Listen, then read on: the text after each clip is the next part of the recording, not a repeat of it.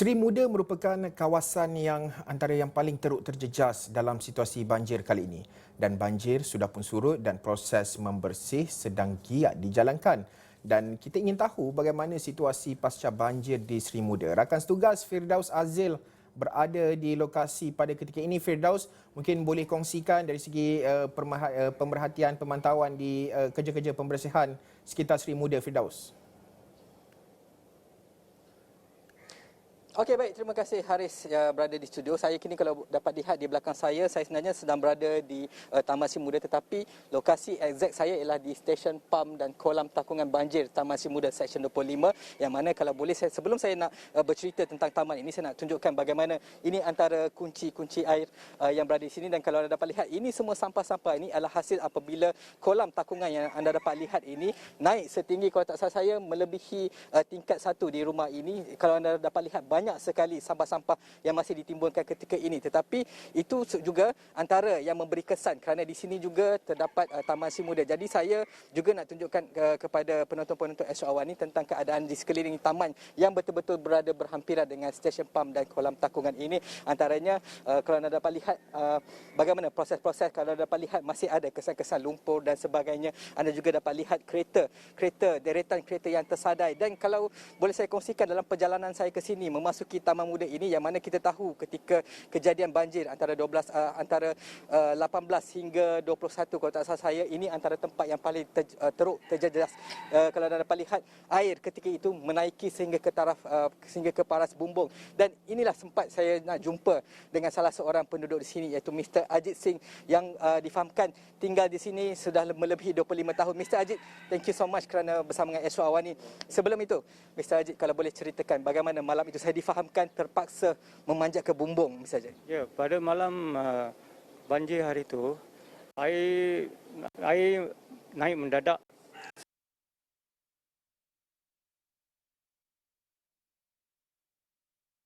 Dia dah naik kepala pinggan, pada lebih kurang pukul 10 dan parah bumbung. So, kita tidak sempat nak keluar. Air di depan lagi tinggi daripada sini pada masa itu. Kita tak sempat keluar nak menyelamatkan harta benda kita. So, kita terpaksa bermalam di atas bumbung selama 3 hari. 3 hari di atas bumbung.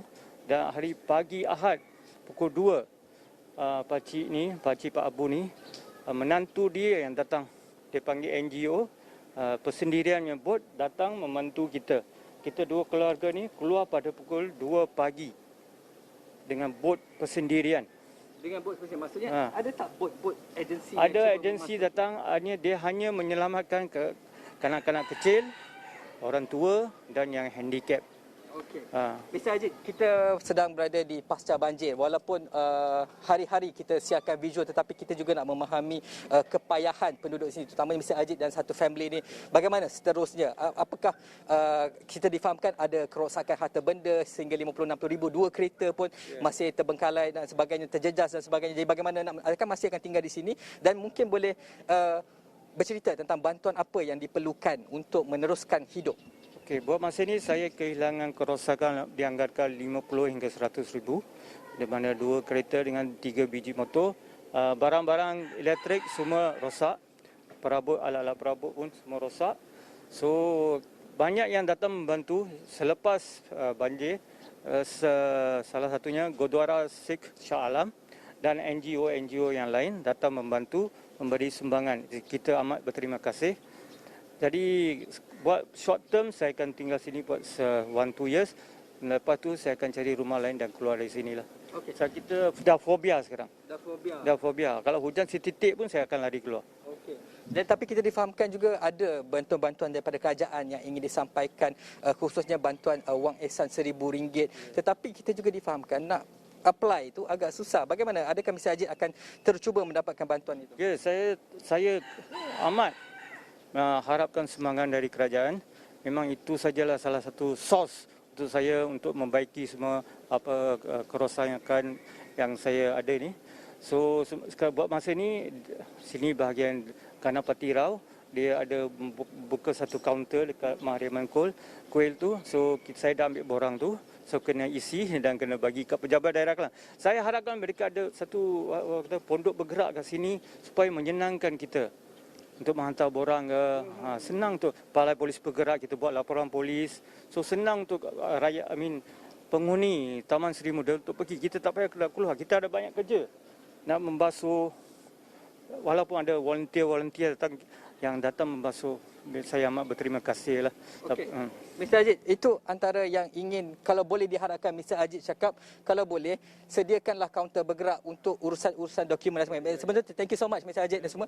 Urusan untuk menyegerakan dokumen-dokumen seperti penggantian dokumen dan sebagainya, kalau boleh mereka nak ada kaunter bergerak daripada kerajaan-kerajaan, agensi-agensi, serta juga Balai Polis bergerak juga untuk memudahkan buat laporan dan seterusnya. Tetapi juga, sebelum saya nak mengakhiri laporan ini, Haris, juga seperti yang awal-awal tadi saya tunjukkan bahawa saya berada di stesen PAM. Dan juga semalam, kalau tak salah saya, tular satu video oleh seorang wanita yang mengatakan terdapat projek pembangunan yang tidak diberi kelulusan tetapi berjalan. Itu antara punca banjir yang melanda di kawasan ini yang mereka katakan tidak pernah terjadi seteruk ini. Kalau dulu mungkin setakat Paras Pingat itu pun 20 tahun lepas, tetapi kali ini sehingga melebihi dumbung. Dan juga difahamkan, sebab itu saya nak tease ataupun pada pukul 5 nanti kita difahamkan bahawa Exco Infrastruktur dan Pertanian Negeri Selangor iaitu YB Izham Hashim akan mengadakan sidang media untuk menjawab benar atau tidak projek pembangunan itu antara punca yang menjadikan Taman Sri Muda ini serta kawasan di sekelilingnya dilanda banjir. Dan juga yang akan turut menyertai sidang media pada pukul 5 petang ini ialah YB Ganabati Rao, iaitu merupakan Ahli Dewan Undangan Negeri Kota Kemuning, serta Exco Selangor dan juga wakil-wakil daripada Jabatan Pengairan dan Saliran Selangor serta Majlis Bandaraya Shah Alam. Jadi kita akan membawa perkembangan ketika sidang media itu nanti untuk melihat ataupun untuk membawa persoalan-persoalan yang telah dibangkitkan oleh rakyat, khususnya penduduk di Taman Sri Muda ini. Haris Ashraf. Baik, terima kasih Firdaus Azil, dan pastinya difahamkan akan ada sidang media seperti yang dimaklumkan, dan juga kita menantikan pakej serta situasi semasa kerja-kerja pembersihan serta harapan mereka yang sedang pulih daripada bencana ini. Terima kasih Firdaus Azil atas laporan yang diberikan itu.